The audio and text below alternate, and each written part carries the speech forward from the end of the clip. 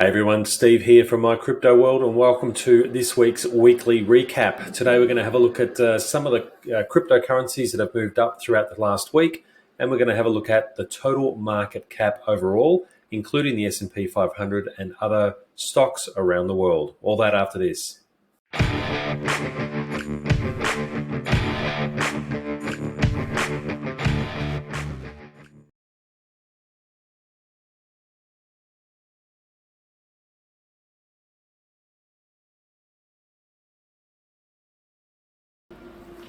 Okay, so if we just have a look at the market heat map at the moment, we can see that it's about a 50-50 split. We've got Bitcoin up by a little bit, just under 1%.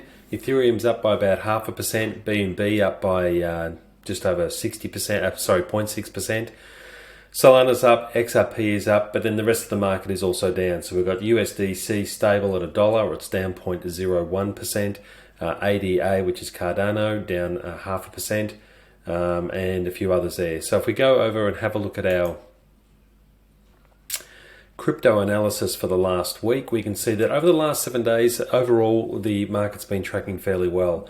Bitcoin's up for the last 7 days by 12.37%. Ethereum's up. Tether's stable, as it should be. BNB's up 11%.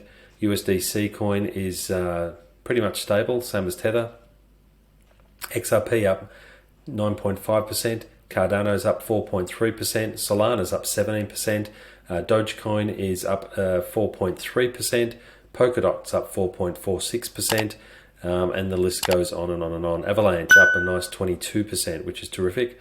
Polygon, which is in our portfolio, that we may or may not have that, but that's just up under 30% there for the week, so not a bad result at all.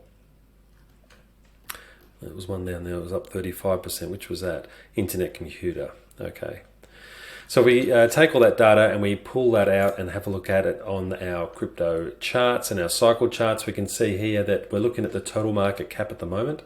And the total market cap does look quite strong. We've had quite a nice rise over the last 7 days. And it may or may not continue that run cycle. It's coming up to what's known as a small double top. It may or may not break through that. If it does break through it, it's really, really bullish. Well, it's bullish for the short term anyway. It's not a major double top. It's just a minor double top. My feeling is it may come back down and probably retest these levels of 870 billion. And we might see the market moving sideways over the next couple of weeks or even months before we get a breakout either to the upside or to the downside. Looking at some of the coins we just spoke about, though, if we go to Bitcoin, we can see that's up really nicely over the last 7 days. Nice bull run there. Ethereum is the same. Strong market move there. Again, a small double top or a minor double top at the moment that it's appearing. So we may expect the market to drop back down next week. Matic was another one. So Matic has moved up really nicely over the last 7 days, back to its previous small high of just under 62 cents. Sandbox has also moved up, again hitting the previous peak or coming close to it. Solana's moving up, not quite there yet. I did mention a few weeks ago that Solana hadn't quite hit its bottom or hit the resistance level, its previous resistance level. So I'm not too sure what to think about Solana at the moment. I certainly still hold it, but I'm not buying any more. I'm just wondering whether this is a short-term gain before it falls back down again to find its level. Most cryptos really need to find their support base before moving up again. And Solana hasn't quite done that yet. Now that doesn't mean it's going to, it just means that it might be more stronger or might have a lot more strength behind it than other ones, and it may not necessarily need to fall that low. You never can tell. XRP, that's moved up nicely over the last few days. And I guess overall, the market's looking pretty healthy at the moment if we just look at the last 7 days. Again, if we're looking at the market cap as a total and where things are right now compared to where they have been in the past, you can see that the market overall is down. Now, I get a lot of messages from people saying, what's going on with the market? Crypto is going to crash. There's no future in crypto, all sorts of other things. I just need to remind you that what we're experiencing at the moment in the crypto market is not any different to what's going on in the rest of the world and the rest of the markets. If you have a look at the S&P 500, you can see that market has dropped significantly since its all-time high back in January this year. So it's not just the crypto market that's doing it, it's actually all markets.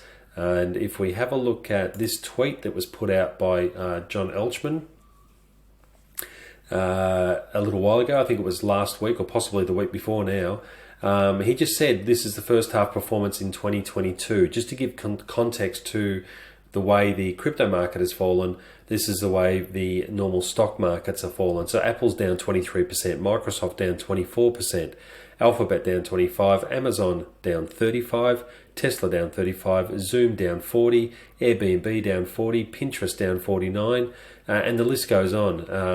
Bitcoin is down 60%, PayPal down 62%, SD down 64%, Netflix down 70%, Snap down 72%, Ether down 73%, and Shopify down 74%. So I just bring that up to give you some balance that what we're experiencing at the moment in the crypto market isn't just related to the crypto market. It's actually the world global economies at the moment are going through a whole downturn. And to reiterate that, there's this news story. Grim sign for the world economy after US stocks suffer the worst half-year plunge in 50 years. There are grim signs for the global economy after the US stock market records its worst half of trading in more than half a century. The Wall Street stocks fell overnight, fitting end to the bruising half of 2022, finishing solidly lower than the US data showed persistently high inflation, pinching consumer spending. The top 500 companies that make up the S&P 500, which is a graph we just looked at, finished at 3,785.38, or down 0.9% for the day, and a loss of more than 16% for the last 6 months, the worst first half of a year since 1970. So quite a dramatic blow to the S&P 500, which it will have an absolute ripple effect across other commodity markets, property markets, and including obviously the crypto markets as well. I just highlighted that despite this, the Australian shares are forecast to rise very slightly today. The ASX futures are up 12 points or 0.19% to 6473 at 7 a.m. And stock markets are in a terrible mood across Europe.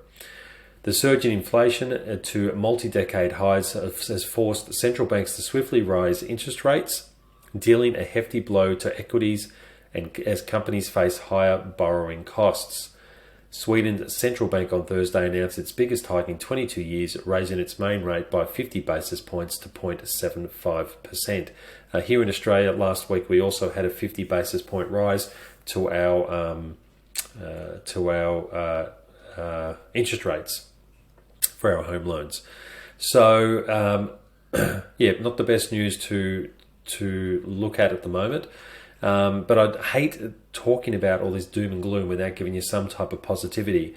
And one of the guys I tend to follow on Twitter a bit is a guy called Dan from Digital Asset News, and he posted this post, which I'm going to play for you, earlier last week, which I thought was really good. Now, this guy has posted it on YouTube. What he's basically doing is giving you recession advice from somebody who's lived through it. Now, the truth is we've all lived through it, but sometimes hearing it from another source helps dramatically. So I'll just see if I can mute myself, and then we'll play this clip for you. It only goes for a couple of minutes, 3 minutes, but it's certainly worth having a look at. Let's see how we go.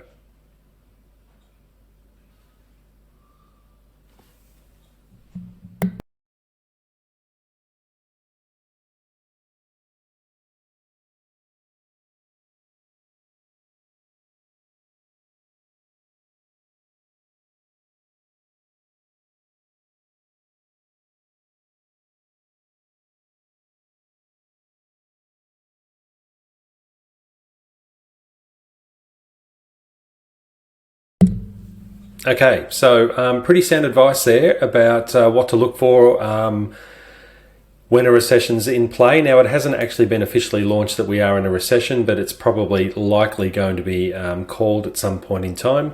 And I think that's really good news for you to understand what to do in a recession market. Now, on this channel, we've spoken about why we've gotten into particular stocks in the past. I've also spent some time talking about what I look for when I'm looking at crypto assets, or any other assets for that matter.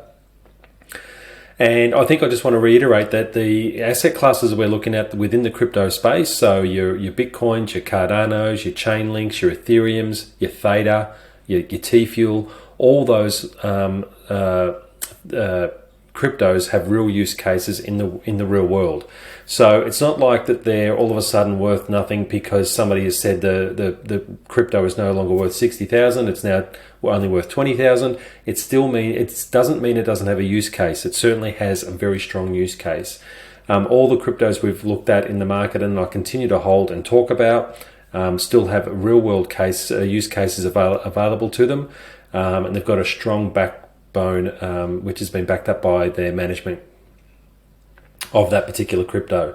So your thetas, your T-drops, your wax, your VRAs, your XRPs, your Zilliqa, all those cryptos still have a real world case and are still working very hard and diligently to promote themselves and to get themselves ready for Web3 development, which is obviously still on the table at the moment. So again, look for the real heroes within the mess that's out there at the moment. There is no doubt there is going to be a lot of cryptos that won't make it through this bearish cycle. That's a bad thing if you're invested in them. It's a good thing for the rest of us though, because it'll clear the way for the real heroes that are going to come out of this debacle and move forward and onwards and upwards. I think that's it from me today. There was another crypto story I was going to cover, but I think I'll do it. I haven't sort of highlighted much of this, but I might just leave this positive story as well. Crypto Riches Billionaire says Bitcoin will revisit $69,000 price, and here's his timeline. So we'll just go through this. I'm just going to read through it very quickly because I haven't done any highlights on it yet.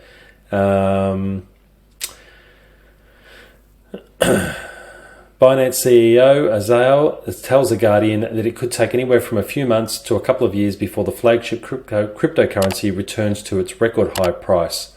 I think given this price drop from the all-time high of $68,000 to $20,000 now, it will probably take a while to get back, probably a few months or a couple of years. So, the last time we had a crash like this back in 2017, it took about 4 years for it to get back, but it took about 16 months, I think it was, from memory, for the bottom to be found, or for the movement up to commence. Now we've already gone, I think this is our 10th month from memory. It was about November last year, so it's about 10 months, so maybe 8 months, 7-8 months since our all-time high. So we've already lived through probably close to or more than half of the downside at the moment, and I suspect that this market, if it doesn't find a new bottom, will just tend to trend sideways for the next couple of months before it does take back off again. Bitcoin hit its resigning a record high back in November. It actually states it, and at the time of this writing, Bitcoin is trading at $20,000. So if we go November, December, add on that. So we're at 6, 7, 8 months. Yes, 8 months. So we're about halfway through. 20,000 we think is still very low today, but in 2018 and 2019, if you told people Bitcoin will be at 20,000 in 2022, they would be very happy. In 2018, 2019, Bitcoin was only 3,000 and 6,000. Right now, it definitely feels like many projects are in a bind, because once you get onto an all-time high, all the projects spend money like they were always going to be at that all-time high. So when it drops, it feels like during the winter. But for projects that have conserved cash, we're still fine, we're still hiring, and we're still growing. And again, it reiterates what I was saying before. You want to find cryptos or stocks or property, if you're into that have a solid backing behind them. They've got a solid management team, they've got a very solid project they're working on, and it's got a real use case which people are going to adopt to in the future.